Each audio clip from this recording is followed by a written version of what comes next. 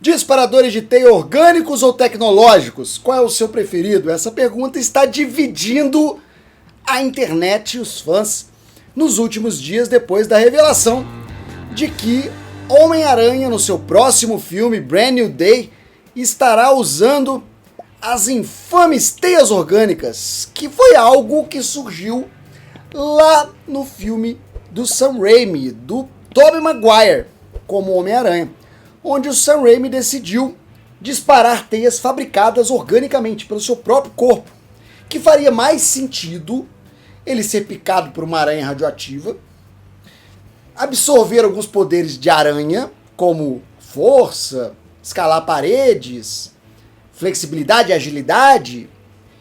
Então, por que não também gerar sua própria teia? Seria mais plausível do que aquele garoto, por mais genial que ele fosse, inventar um fluido de teia e disparadores que funcionem como nos quadrinhos. Ia ficar uma coisa difícil naquela época, onde se exigia muito mais realismo e seriedade das histórias dos filmes, de histórias em quadrinhos, do que hoje, né? Mas então naquela época teve essa decisão de fazer as teias orgânicas, que funcionou muito bem. E não me lembro de uma reclamação inicial, mas na altura do Homem-Aranha 2 e 3 já ninguém reclamava disso, já estava completamente absorvido. E depois do Homem-Aranha seguinte, do Andrew Garfield, voltou. Fizeram ele explorar novamente os disparadores de teia, que na minha opinião tiveram uma função muito legal também no espetacular Homem-Aranha. Em diversos momentos ele passa por dificuldades com os disparadores, seja por ficar debaixo d'água, ou por ser eletrocutado, ou por acabar o fluido. Existem vários momentos onde os disparadores e a tensão gerada pela dependência daquela tecnologia foram importantes para os filmes. Quando vem o Tom Holland, a terceira versão do Homem-Aranha live action, a gente tem um equilíbrio. Ele tem disparadores de teia, mas não entram muito nessa área. No primeiro Homem-Aranha, De Volta ao Lar, ele tem um momento onde os disparadores realmente fazem alguma diferença. Acabam os disparadores, ele precisa trocar rapidamente e tal. Depois não. Depois, de certa maneira, os disparadores de teia viram algo que ninguém toca nesse assunto, que não acaba, é infinito, e que não há mais uma necessidade de explorar esse precipício de ficar sem teia. Sempre vai ter teia, não, esse não é o problema. Então, nos filmes dos Vingadores, nos filmes do próprio Homem-Aranha, nunca foi um problema ficar sem teia. Agora, no Brand New Day, tem essa informação, que eu acho muito, muito, muito provável, que em certo ponto o Homem-Aranha vai sofrer uma evolução dos poderes. E essa evolução vai dar para ele teias orgânicas. E essa evolução vai acabar se complicando, ele vai virar um Homem-Aranha meio monstruoso, mais aranha do que homem, uma forma metafórica de explorar a própria perda da persona humana Peter Parker do Homem-Aranha. E que as teias orgânicas voltariam então. Que fez muita gente comemorar, por achar que não faz o menor sentido realista aquele disparador de teia, aquelas teias. Como uma forma também de fazer um Homem-Aranha mais dependente de si mesmo e não de tecnologia, uma coisa que já foi extremamente utilizada nos outros 3 filmes, com a dependência do Homem-Aranha quase patológica por figuras paternas e tecnologia. E agora não. Nós vamos ter um Homem-Aranha tão dependente das suas próprias habilidades que até mesmo a teia será fabricada por ele mesmo. Fora que, nesse novo cenário, sem um aparato tecnológico por trás, fica meio difícil de imaginar que esse Peter Parker sem passado vai conseguir recursos suficientes para construir um novo disparador de teia. Eu acho que é por isso que aparecem os disparadores de teia naquelas cenas que foram filmadas na rua, lá em Glasgow, com um disparador de teia tão grande, parece uma garrafinha de uísque. Um de cada braço. É porque ele fez com sucata mesmo. É pra parecer tosco, é pra parecer improvisado. E depois ele vai ter essa troca, vai virar as teias orgânicas. Agora, qual é a melhor? Eu acho que as duas trazem questões importantes para o drama, para a criatividade da história, para a narrativa. No caso das teias tecnológicas, elas têm todo esse problema de ser finito, de acabar, de ter o carregador, de ter o fluido de teia que ele precisa recarregar, como se fosse a arma do cowboy. Né? Se a arma der chabu, o cowboy tá completamente desamparado. Então é meio isso, é uma arma. Ele precisa dos disparadores funcionando perfeitamente.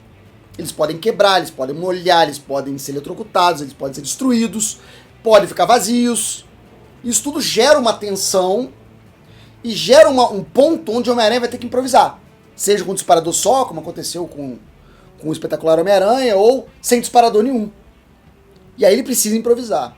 Dá uma dependência tecnológica para o Homem-Aranha. Agora, as teias orgânicas, elas passam por algo semelhante, porque não mais a tecnologia é um problema, mas a psicologia vira um problema. Porque ficou estabelecido em diversos momentos que as teias orgânicas são totalmente dependentes do estado de saúde mental do Peter Parker. Se o Homem-Aranha estiver tenso, se ele estiver agitado, se ele estiver ansioso, os poderes dele começam a dar uma capengada, uma agarrada, empaca, inclusive a teia.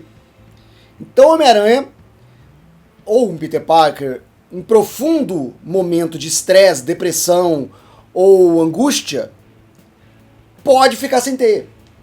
Pode ficar sem poderes, do nada. Poderes desligarem, como uma forma de defesa do organismo. E aí gera um outro problema.